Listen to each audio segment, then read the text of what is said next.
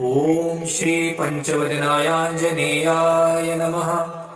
ॐ अस्य श्री पंचमुख हनुमन्मन्त्रस्य ब्रह्मा ऋषिः गायत्री छन्दः पंचमुख विराट हनुमान् देवता। ह्रीं बीजं श्री शक्तिः क्रौकिलकं क्रूकवचं क्रयस्त्राय फट् इति दिग्बन्धः। श्री गरुड उवाच अथ ध्यानं प्रवक्ष्यामि शृणु सर्वाङ्गसुन्दर यत्कृतं देवदेवेन ध्यानं हनूनतः प्रियम्।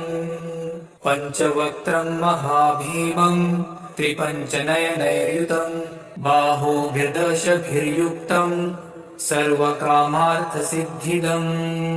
पूर्वं तु वानरवक्त्रं कोटिसूर्यसमप्रभम् दंष्ट्राकरालवदनं भ्रुकुटीकुटिलेक्षणम्।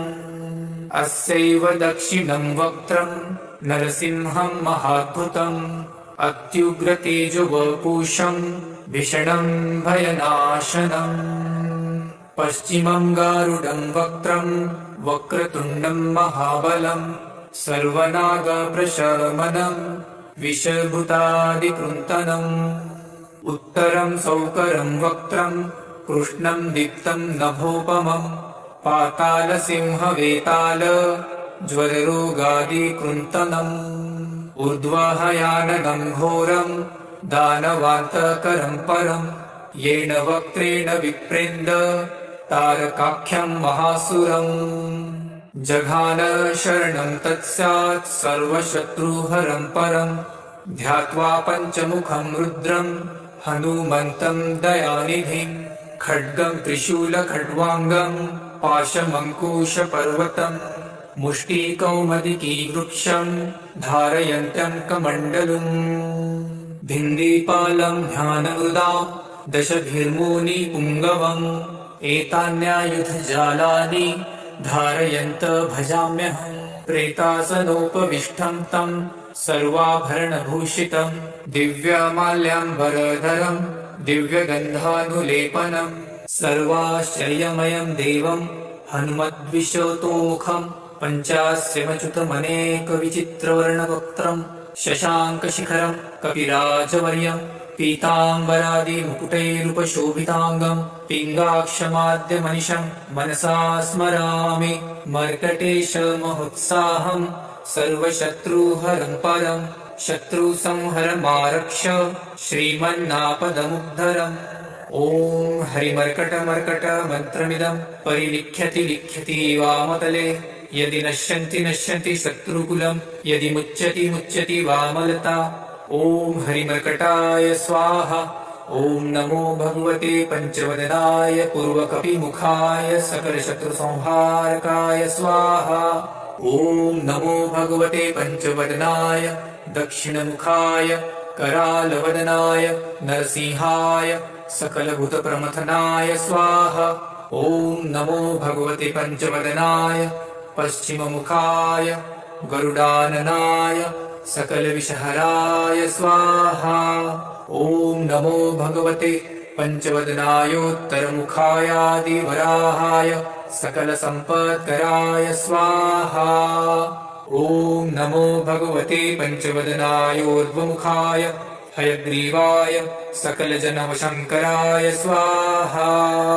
ॐ अस्य श्री पंचमुख हनुमन्मन्त्रस्य श्रीरामचन्द्र ऋषिः अनुष्टुप्छन्दः पंचमुखवीर हनुमान् देवता। हनुमानिति बीजं वायुपुत्र इति शक्तिः अञ्जनीसुत इति कीलकम्। श्रीरामदूत हनुमत्प्रसाद सिद्ध्यर्थे जपे विनियोगः इति ऋषादिकं विनश्येत। ॐ अञ्जनीसुताय अङ्गुष्ठाभ्यां नमः। ॐ रुद्रमूर्तये तर्जनीभ्यां नमः। ॐ वायुपुत्राय मध्यमाभ्यां नमः। ॐ अग्निगर्भाय अनामिकाभ्यां नमः। ॐ रामदूताय कनिष्ठिकाभ्यां नमः। ॐ पञ्चमुख हनुमते करतलकरपृष्ठाभ्यां नमः इति करन्यासः। ॐ अञ्जनीसुताय हृदयाय नमः। ॐ रुद्रमूर्तये शिरसे स्वाहा। ॐ वायुपुत्राय शिखायै वषट् ॐ अग्निगर्भाय कवचाय हुं ॐ रामदूताय नेत्रत्रयाय वषट् ॐ पञ्चमुख हनुमते अस्त्राय फट् पञ्चमुख हनुमते स्वाहा इति दिग्बन्धः। अथ ध्यानम्। वन्दे वानरनारसिंह खगराट् क्रोडाश्ववक्त्रान्वितं दिव्यालङ्करणं त्रिपञ्चनयनं देवीप्यमानं रुचा हस्ताब्जैरसिकेटपुस्तकसुधारकुम्भाट्कुशाद्रीहलं खट्वाङ्गं फणिगुरुहं दशभुजं सर्वारिवीरापहम्। अथ मन्त्रः। ॐ श्रीरामदूतायाञ्जनेयाय वायुपुत्राय महाबलपरक्रमाय सीतादुःखनिवारणाय लङ्कादहनकारणाय महाबलप्रचण्डाय फाल्गुनसखाय कोलाहलसकलब्रह्माण्डविश्वरूपाय सप्तसमुद्रनिर्लङ्घनाय पिङ्गलनयनायामेतविक्रमाय सूर्यबिम्बफलसेवनाय दुष्टनिवारणाय दृष्टिनीरालङ्कृताय सञ्जीविनी सञ्जीविताङ्गदलक्ष्मणमहाकपिसैन्यप्राणदाय दशकण्ठविध्वंसनाय रामेष्टाय महाफाल्गुनसखाय सीतासहित रामवरप्रदाय षट्प्रयोगागमपञ्चमुखवीर हनुमन्मन्त्रजपे विनियोगः। ॐ हरिमर्कटमर्कटाय बं बं बं बं बं वौषट स्वाहा ॐ हरिमर्कटमर्कटाय फं फं फं फं फं फट स्वाहा ॐ हरिमर्कटमर्कटाय खें खें खें खें खें मारणाय स्वाहा ॐ हरिमर्कटमर्कटाय लुं लुं लुं लुं लुं आकर्षितसकलसम्पत्कराय स्वाहा ॐ हरिमर्कटमर्कटाय धं धं धं धं धं शत्रुस्तम्भनाय स्वाहा ॐ टं टं टं टं टं कूर्ममूर्तये पञ्चमुखवीर हनुमते परयन्त्रपरतन्त्रोच्चाटनाय स्वाहा ॐ कं खं गं घं डं चं चं जं झं त्रं टं ठं डं ढं नं तं थं दं धं नं पं फं बं भं मं यं रं लं वं शं शं सं हं रं शं स्वाहा इति दिग्बन्धः।